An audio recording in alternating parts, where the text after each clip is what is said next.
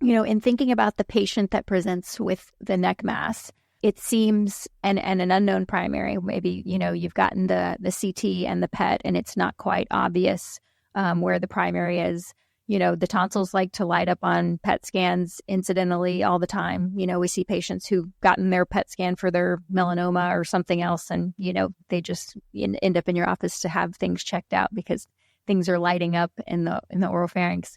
Are there other things you do during your exam to try to help you get an idea of where, as you're going into your tours case, in looking for areas that might be suspicious, helping you kind of figure out where to target your biopsies?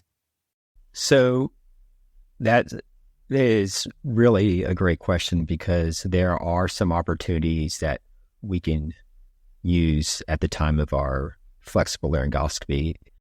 Some scopes have narrow band imaging, which is basically a combination of blue-green light, and it causes the mucosa to look a little different than white light. And you can see slight and subtle variegations in the mucosa in ulcers that you might not see otherwise.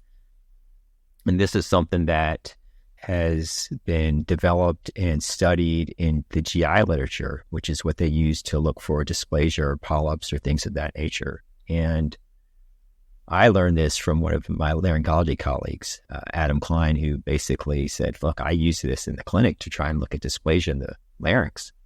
And I said, let me try using this on the tongue base and see what we can find out. And in fact, it does help us localize it sometimes. And if you have an idea of where a tumor is, then the chance of finding it goes from 80 to 85% to almost 90 to 95%. So it does help.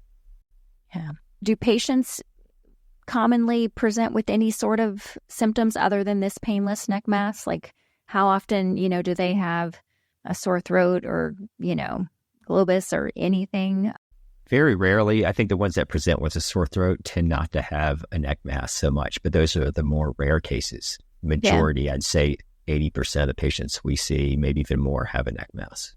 Yeah. Yeah. That's the classic vignette, is that painless neck mass.